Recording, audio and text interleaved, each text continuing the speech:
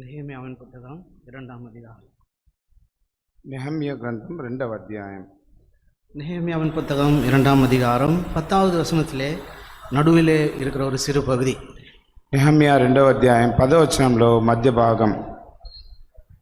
இஸ்ரவேலின் புத்திரரின் நன்மையை விசாரிக்க ஒருவன். ఇశ్రాయేల్ పుత్రులలో మరి మేలును జ్ఞాపకం చేసుకోవటానికి ஆண்டவரே, இந்த நாளுக்காக நன்றி செலுத்துகிறேன். ప్రేమల ప్రభువా, ఈ సమయం కొరకు నీకు వందనాలు చెల్లిస్తున్నాం. உடைய ஊழியக்காரருக்காக நன்றி செலுத்துகிறேன். నీ యొక్క సేవకుడి కొరకే వందనాలు చెల్లిస్తున్నాం. அவரை குறித்து சொல்வதற்கு என்னிடத்தில் எந்த தகுதியும் இல்லை என்பதை அறிக்கையிடுகிறேன். ప్రభా, ఆయన గురించి సాక్ష్యం చెప్పడానికి నా దగ్గర ఎలాంటి అర్హత లేదని ఒప్పుకుంటున్నాను. தன்னுடைய நீதியையும் கர்த்தாவே தன்னுடைய தாழ்மையும் காத்துக்கொண்ட சகோதரன். ప్రభా, తన నీతిని తన పవిత్రతను కాపాడుకున్న సహోదరుడు. கர்த்தாவே, எங்களுக்கு முன்பாக வைத்த சாட்சிக்காக நன்றி செலுத்துகிறோம். ప్రభా, నీ ముందు ఉంచినటువంటి సాక్ష్యం కొరకై వందనాలు இந்த చెల్లిస్తున్నాను. சாட்சியிலே நாங்கள் கூட தொடர்ந்து ஓட உதவி செய்தோம். ప్రభా, ఈ సాక్ష్యంలో నువ్వు మాత్రమే మాకు తోడుగా ఉండుము. இயேசு கிறிஸ்து நாமத்தில் கேட்கிறேன் பரலோக பிதாவே. యేసుక్రీస్తు నామమున అడిగి వేడుకుంటున్నాం పరలోకపు తండ్రి, ఆమేన్.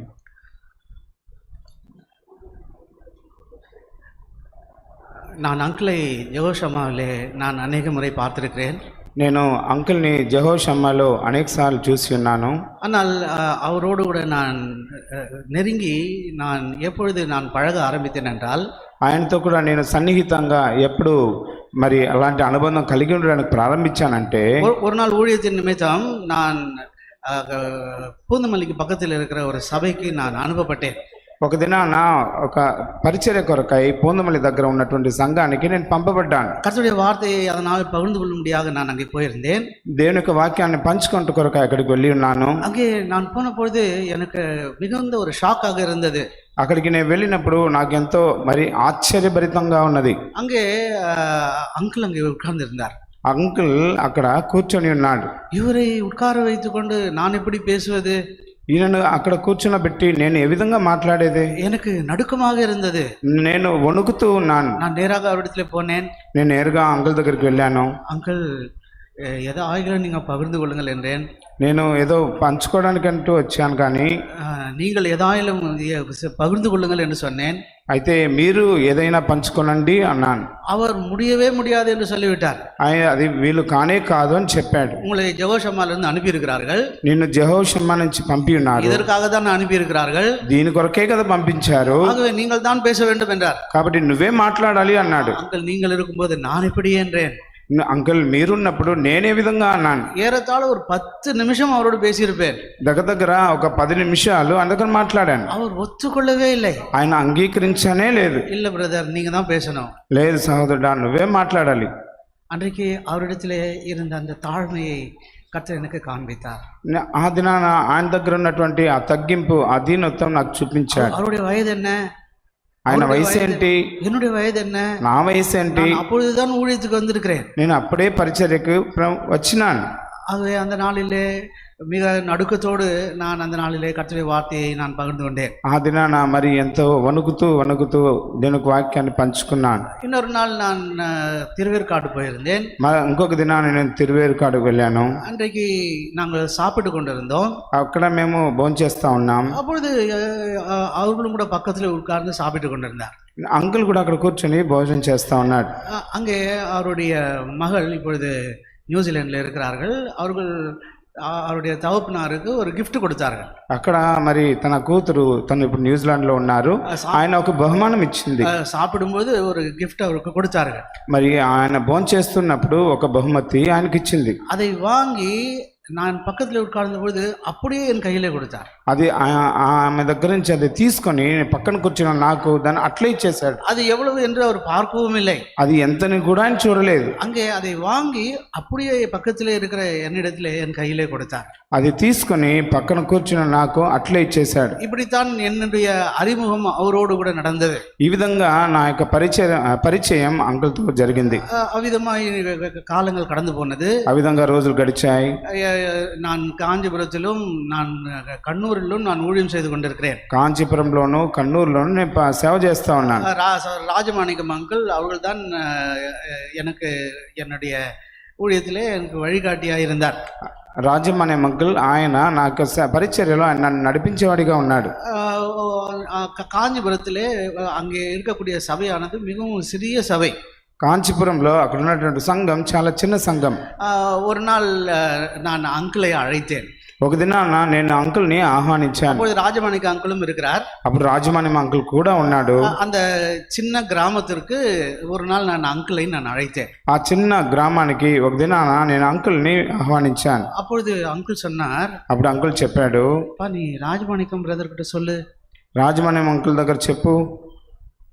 நான் நேராக அவர் இடத்துல போனேன். நேருగా అంకుల్ దగ్గర రాజమాణి అంకుల్ దగ్గరికి వెళ్ళాను. ஒரு மீட்டிங் இருக்குது, நான் தியோடர் அங்கிளை கூப்பிட்டுக்கிட்டுமா என்று கேட்டேன். అంకుల్ మాకు ఒక కూడిక ఉంది, దానికి థియోడర్ అంకుల్ని పిలుచుకోవచ్చా అని అడిగాను. தாராளமா கூட்டிக்கப்பா, ధారాళంగా పిలుచుకోవచ్చు అన్నాడు. நான் சொன்னேன்னு சொல்லுப்பா. నేను చెప్పానని చెప్పు అన్నాడు. அவ்விதமாக நான் அவரிடத்துல சொன்னேன். ఆ విధంగానే నేను వెళ్ళి ఆయన దగ్గర చెప్పాను. அந்த கூட்டத்துக்கு, எளிய கூட்டத்துக்கு வந்தார். ఆ యొక్క కూడికకు వచ్చాడు. மிகவும் மிகவும் நெருக்கமான நாட்கள் அவைகள். అవి ఎంతో మరి ఇరుకైన దినాలవి. பொதுவாக நான் அந்த நாளிலே நடக்க வேண்டிய கூட்டத்திற்கு என்னிடத்துல பணம் இல்லை. ఆ దినాలలో ఆ కూడిక జరిపించడానికి నా దగ్గర డబ్బులు కూడా లేవు. வெறுமையாய் இருந்தது, என் கையில் வெறுமையாய் இருந்தேன். నేను ఒట్టి చేతులతో ఉన్నాను. என்னுடைய தாயாருடைய ஏடிஎம் கார்டு என்னிடத்துல இருந்தது. నా తల్లి ఏటీఎం కార్డు నా దగ్గర ఉన్నది. ஆகவே எந்த விதத்திலும் என்னிடத்துல பணம் இல்லை. ఏ విధంగా నా దగ్గర డబ్బులు లేవు. ஆகவே நான் யோசித்தேன், சரி என்ன செய்வது. నేను ఆలోచిస్తున్నాను, என்னுடைய தாயார் ஏடிஎம்ல இருந்து நான் பணத்தை எடுத்துக்கொண்டேன். నేను ఈ విధంగా ఆలోచిస్తున్నాను, నా తల్లి ఏటీఎం కార్డు నుంచి కొంత డబ్బులు తీసుకుందాం అనుకున్నాను.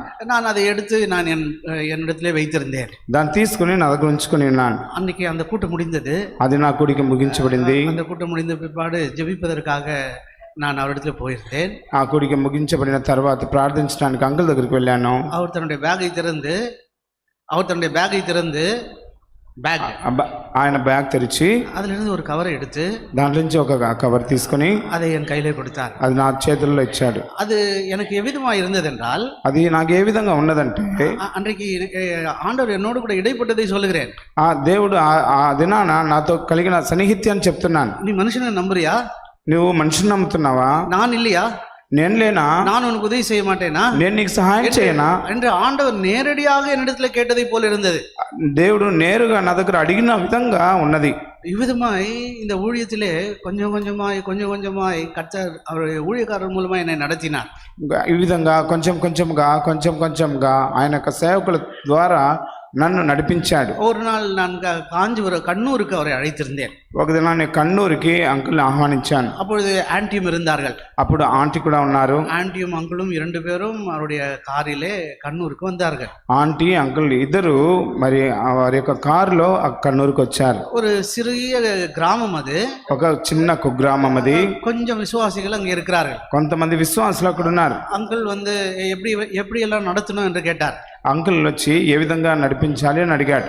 అంకుల్ எல்லாம் உங்களுடைய தீர்மானம் தான் என்று சொல்லிவிட்டேன். అంకుల్ సమస్తం మీ తీర్మానమే అని చెప్పాను. சரிப்பா, நான் வர்ஷிப் மெசேஜ் கொடுக்குறேன், ஒரு 20 நிமிஷம் மட்டும் வர்ஷிப்க்கு டைம் கொடு, அதுக்கப்புறம் முடிச்சிட்டு அதுக்கப்புறம் நான் பார்த்துக்கிறேன்னு சொன்னார். మరి వర్షిప్ మెసేజ్ ఇస్తాను, 20 నిమిషాలు మాత్రం నాకు సమయాన్ని ఇవ్వు, దాని తర్వాత నేను చూసుకుంటాను అన్నాడు. 20 minutes வர்ஷிப்புக்கு கொடு, மற்றவங்க வர்ஷிப் பண்ணட்டும், அதுக்கப்புறம் முடிச்சிட்டு நீ அதுக்கப்புறம் மற்ற காரியங்களை பார்க்கலான்னு சொன்னார். మరి 20 నిమిషాలు ఆరాధనకి సమయాన్ని ఇవ్వు, దాంట్లో అయిపోయిన తర్వాత నేను దాన్ని చూసుకుంటాను అన్నాడు. అవిధమాய் வர்ஷிப் மெசேஜ் கொடுத்தார். ఆ విధంగా ఆరాధన వర్తమానం ఇచ్చాడు. பின்பு அங்கே அவர்கள் ஆராதிக்க ஆரம்பித்தார்கள். తర్వాత వారు ఆరాధన చేయడానికి ప్రారంభించినారు. அங்கே ஆராதித்துக் கொண்டிருக்கும்போது அவர் நேரடியாக எழுந்து என்னிடத்துல வந்தார். ఆయన నేరుగా లేచి నా దగ్గరికి వచ్చాడు. பிரதர், நான் 20 minutes சொல்லிட்டேன், நீங்க தயவுசெய்து ஸ்டாப் பண்ணாதீங்க, அவங்க செய்யட்டும் அப்படின்னாரு. మరి నేను 20 నిమిషాలని చెప్పాను, దయచేసి ఆపొద్దు, అది కొనసాగనివ్వండి అన్నాడు. அவங்க எவ்வளோ நேரம் பண்றாங்களோ பண்ணட்டும், మరి ఎంతసేపు చేయిస్తున్నాను చెయ్యనివ్వండి. அதுக்கப்புறம் அவர் எண்டில் சொன்னார், நான் எத்தனையோ சபைக்கு போயிருக்கிறேன். ఆయన ఏం చెప్పాడంటే, నేను అనేక సంఘాలకు వెళ్ళాను, ஆனால் இந்த சபையில் இவங்க இப்படி ஒரு சின்ன ஒரு கூட்டம் இருக்குது, எனக்கு ரொம்ப சந்தோஷம்னாரு. మరి ఈ సంఘంలో ఇంత చిన్న మరి గుంపులో ఎంతో సంతోషంగా ఉంది అన్నాడు. அவர் சொன்னாரு, ஒன்று நீ பிரயாசப்பட்டிருக்கணும், இல்லைன்னா உங்களுடைய தகப்பனார் பிரயாசப்பட்டிருக்கணும். ఆయన చెప్పాడు, ఒకటి నువ్వు ప్రయాసపడి ఉండాలి, లేకపోతే నీ తండ్రి ప్రయాసపడి ఉండాలి. ஊழியத்திலே நெருக்கமான நேரங்களிலே இப்படியாய் என்னை உற்சாகப்படுத்தின ஒரு கர்த்தருடைய ஊழியக்காரர். మరి ఇరుకైన సమయాలలో నన్ను ఈ విధంగా ప్రోత్సాహపరిచిన సేవకుడు. எந்த சூழ்நிலையானாலும் அவரிடத்திலே ஃபோன் செய்தால் அவர் திரும்ப ஃபோன் செய்வார். ఏ పరిస్థితిలోనైనా సరే ఆయనకి ఫోన్ చేస్తే ఆయన తిరిగి మళ్ళీ ఫోన్ చేస్తారు. அவரை நான் எப்பொழுது நான் அழைத்தாலும் அவர் வருவதற்கு எப்பொழுதும் ஆயத்தமாக இருந்தார். ఆయన నేను ఎప్పుడు పిలిచినా కూడా ఆయన రావడానికి ఎప్పుడు ఆయన సిద్ధంగానే ఉన్నాడు. அந்த இரண்டு சபைகளும் சிறிய சிறிய சபைகள். ఆ రెండు సంఘాలు చిన్న చిన్న సంఘాలు, கிராமத்தில் இருக்கக்கூடிய சபைகள், ఆ గ్రామాల్లో ఉన్న సంఘాలు. ஆனால் எவ்வளவாய் கரிசனையோடு இருந்தார், ఎంత అక్కర కలిగి ఉన్నాడు. எவ்வளவாய் நான் அவரை அழைத்த பொழுதெல்லாம் அவர் என்னோடு கூட வந்தார். నేను పిలిచినప్పుడెల్లా ఆయన నాతో కూడా వచ్చినాడు. நம்பர்ஸை குறித்து அவர் எவ்வளோ பெரிய சபைகளிலே வெளிநாடுகளில் எல்லாம் போய் கர்த்தருக்கு ஊழியம் செய்கிறவர். ఆయన పెద్ద పెద్ద మరి కూడికలలో కూటాలలో మరి విదేశాల్లో సేవ చేసిన సేవకుడు. உண்மையாய் அவர் நன்மையை விசாரிக்கக்கூடிய தேவன். ఆయన మరి నిజముగా ఆయన మేలును విచారించే దేవుని సేవకుడు. ஒரு நாள் ஒரு ஊழியத்துக்கு நான் போயிருந்தேன். ఒక దినాన ఒక పరిచర్యకు వెళ్ళాను. அந்த ஊழியத்திலே அங்கிள் ஒரு நாள் ஒரு gift கொடுத்தார். ఆ పరిచర్యలో అంకుల్ ఒక నాకు బహుమతి ఇచ్చాడు. அங்கே அந்த அந்த ஊழியத்திலே ஒரு வார்த்தையையும் சொல்லி கொண்டு இருந்தார். ఆ యొక్క పరిచర్యలో ఆయన ఒక మాట కూడా చెప్తూ ఉన్నాడు. பின்பு எனக்கு அது அந்த வார்த்தையை சொல்லி முடித்து பின்பு பிரதர் இதை நீங்க வச்சுக்கோங்க என்று சொல்லி ஒரு gift கொடுத்தார். కూడికలు అయిపోయి పరిచర్య అయిపోయిన తర్వాత బ్రదర్ ఇది నువ్వు ఉంచుకొని ఒక బహుమతి ఇచ్చాడు. அதிலே 10,000 ரூபாய் இருந்தது. దాంట్లో 10,000 రూపాయలు ఉన్నది. நான் மறுநாள் ஒரு ஊழியத்துக்கு போக வேண்டியதா இருந்தது. మరుసటి దినాన ఒక సేవకు వెళ్ళవలసి ఉంటున్నది. அந்த இடத்திலே ஒரு வீடு கட்டி கொண்டிருந்தார் ஒரு ஏழை விதவை. మరి పేదరాలైన ఒక విధవరాలు ఇల్లు కట్టుకుంటా ఉంది. అక్కడ அவருடைய வீடு நின்று போயிருந்தது. ఆ ఇల్లు కట్టడం ఆగిపోయింది. அங்கே அங்கிள் சொன்ன வார்த்தை என்னுடைய இதயத்திலே ஒலித்து கொண்டே இருந்தது. అంకుల్ చెప్పిన ఆ మాట నా హృదయంలో ధ్వనిస్తూ ఉన్నది. அந்த அந்த பணத்தை நீ அங்கே கொடு என்று சொல்லுவதை போல் இருந்தது. ఆ డబ్బులు నువ్వు తీసుకెళ్ళి అక్కడ ఇవ్వు అని చెప్పిన విధంగా ఉన్నది. அந்த பணத்தை நான் அந்த சகோதரி இடத்திலே கொடுத்து விட்டேன். ఆ డబ్బును ఆ సహోదరికి నేను ఇచ్చాను. பின்பு அந்த வீடு முடிந்து விட்டது. తర్వాత ఆ ఇల్లు ముగించబడింది. சிறு கிராமம் அது.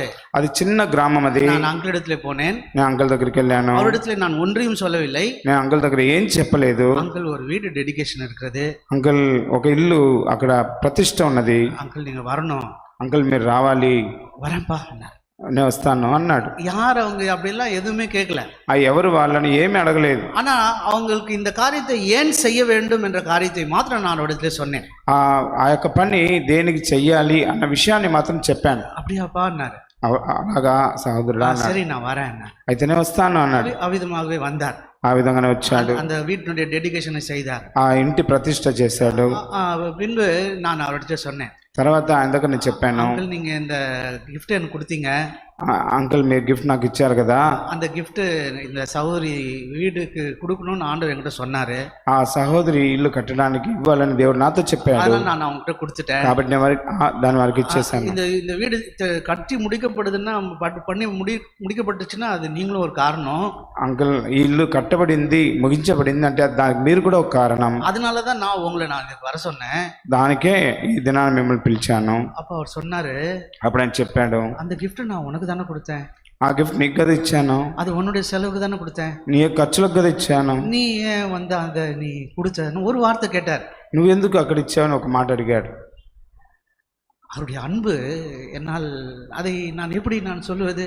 ఆయన ప్రేమను నేను ఏ విధంగా వివరించేది.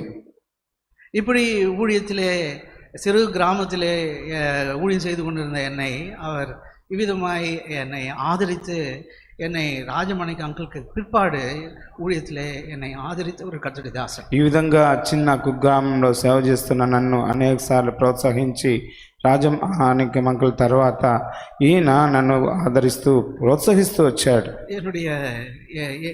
என்னுடைய சிறுநீரகம் பாதிக்கப்பட்டிருக்கிறது. మరి சிறுநீரகம் பாதிக்கப்பட்டிருக்கிறது. మరి నా యొక్క శరీరంలో ఒక భాగం బాధించబడింది. சிறுநீரகம் కిడ్నీ కిడ్నీ బాధించబడింది. ஆகவே இப்பொழுது நான் டயாலிசிஸ்ல இருக்கிறேன். ఇప్పుడు నేను డయాలసిస్లో ఉన్నాను. கடந்த 2 வருஷங்களாக டயாலிசிஸ்ல இருக்கிறேன். గత 2 సంవత్సరాలుగా డయాలసిస్లో ఉన్నాను. அங்கிள் அதை குறித்து அதிக பாரம் அவருக்கு இருந்தது. ఆ అంకుల్కి దాని గురించి ఎంతో భారం కలిగి ఉన్నాడు. ஒரு நாள் என்னிடத்துல சொன்னார், ఒకదిన నా దగ్గర చెప్పాడు, பிரதர் நான் நல்லா இருந்தா என் கிட்னியை கொடுத்துருவேன் பிரதர் అన్నారు. నేను బాగుంటే నా కిడ్నీ నీకు ఇచ్చేవాడిని సహోదరుడా అన్నాడు. அவர் பொய் சொல்கிறவர் அல்ல. ఆయన అబద్ధం చెప్పేవాడు కాదు. அவருடைய நிலை என்ன, ఆయన స్థితి ఏంటి, அவருடைய பொசிஷன் என்ன, ఆయన స్థాయి ఏంటి. ஆனால் அவர் அந்த வார்த்தையை என்னிடத்துல சொன்னார். అయితే ఈ మాట ఆయన నా దగ్గర చెప్పాడు. பிரதர் நான் நல்லா இருந்தா நான் கொடுத்துருப்பேன். సహోదరా నేను బాగున్నట్లయితే నా కిడ్నీ నీకు ఇచ్చుంటాను.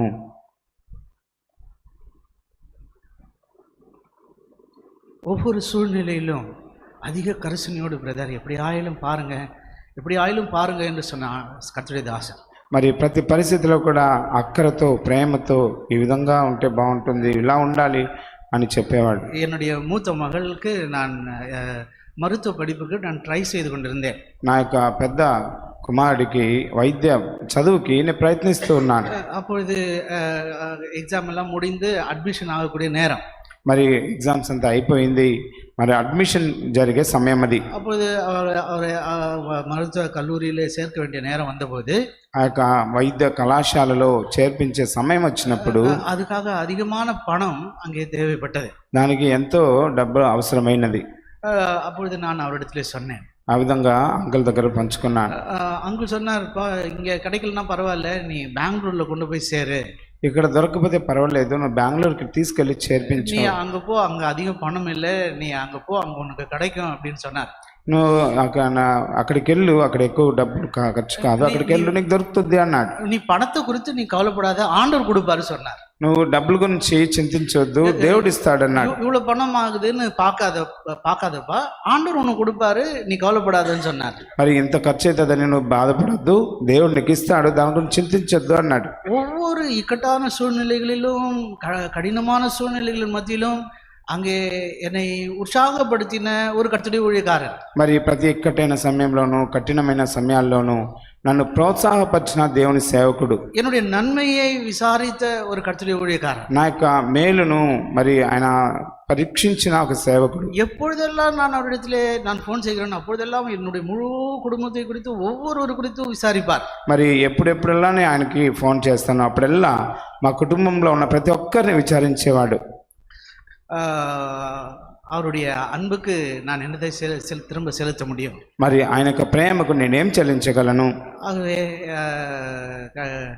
இந்த நாளிலே அருமையான அங்கிள் இந்த நாளிலே என்னோடு கூட இல்லாதது எனக்கு பெரிய இழப்பு தான்.